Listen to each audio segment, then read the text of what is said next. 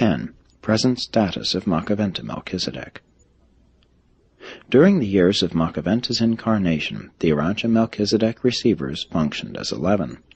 When Machiventa considered that his mission as an emergency son was finished, he signalized this fact to his 11 associates, and they immediately made ready the technique whereby he was to be released from the flesh and safely restored to his original Melchizedek status.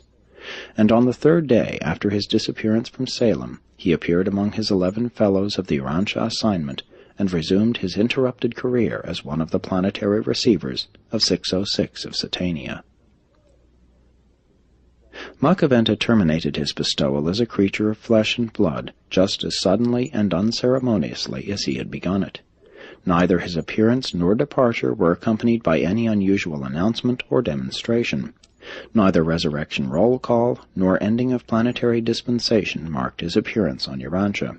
His was an emergency bestowal. But Machiventa did not end his sojourn in the flesh of human beings until he had been duly released by the Father Melchizedek, and had been informed that his emergency bestowal had received the approval of the Chief Executive of Nebadon, Gabriel of Salvington.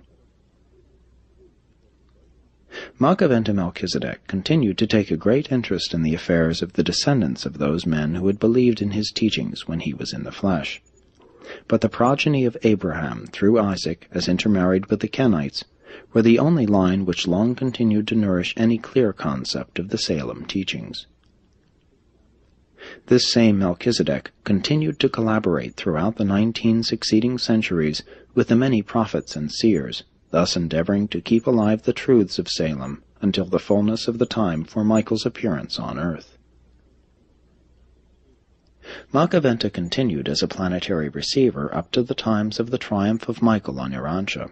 Subsequently he was attached to the Urantia service on Jerusalem as one of the 24 directors, only just recently having been elevated to the position of personal ambassador on Jerusalem of the Creator's Son, bearing the title Vicegerent Planetary Prince of Urantia.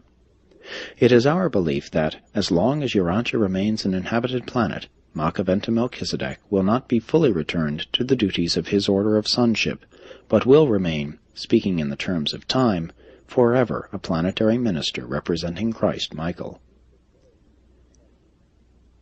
As his was an emergency bestowal on Urantia, it does not appear from the records what Machiventa's future may be. It may develop that the Melchizedek Corps of Nebadon have sustained the permanent loss of one of their number. Recent rulings handed down from the Most High's Evidentia, and later confirmed by the Ancients of Days of Uversa, strongly suggest that this bestowal Melchizedek is destined to take the place of the fallen planetary prince Caligastia. If our conjectures in this respect are correct, it is altogether possible that Machiventa Melchizedek may again appear in person on Urantia, and in some modified manner resume the role of the dethroned planetary prince, or else appear on earth to function as vicegerent planetary prince representing Christ Michael, who now actually holds the title of planetary prince of Urantia. While it is far from clear to us as to what Machiventa's destiny may be, nevertheless, events which have so recently taken place strongly suggest that the foregoing conjectures are probably not far from the truth. We well understand how, by his triumph on Urantia, Michael became the successor of both Caligastia and Adam, how he became the planetary prince of peace and the second Adam. And now we behold the conferring upon this Melchizedek of the title Vicegerent Planetary Prince of Urantia. Will he also be constituted Vicegerent Material Son of Urantia? Or is there a possibility that an unexpected and unprecedented event is to take place, the sometime return to the planet of Adam and Eve, or certain of their progeny, as representatives of Michael, with the titles Vicegerents of the second Adam of Urantia? And all these speculations associated with the certainty of future appearances of both magisterial and Trinity teacher sons, in conjunction with the explicit promise of the Creator Son to return sometime, make Urantia a planet of future uncertainty, and render it one of the most interesting and intriguing spheres in all the universe of Nebadon. It is altogether possible that, in some future age when Urantia is approaching the era of light and life, after the affairs of the Lucifer Rebellion and the Caligastia secession have been finally adjudicated, We may witness the presence on Urantia simultaneously of Machiventa, Adam, Eve, and Christ Michael, as well as either a magisterial son or even Trinity teacher sons. It has long been the opinion of our order that Machiventa's presence on the Jerusalem corps of Urantia directors, the 24 counselors, is sufficient evidence to warrant the belief that he is destined to follow the mortals of Urantia on through the universe scheme of progression and ascension, even to the paradise core of the finality. We know that Adam and Eve are thus destined to accompany their earth fellows on the paradise adventure when Urantia has become settled in light and life.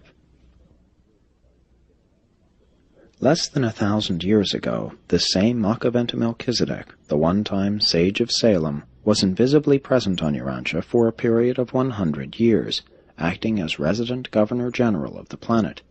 And if the present system of directing planetary affairs should continue, he will be due to return in the same capacity in a little over 1,000 years.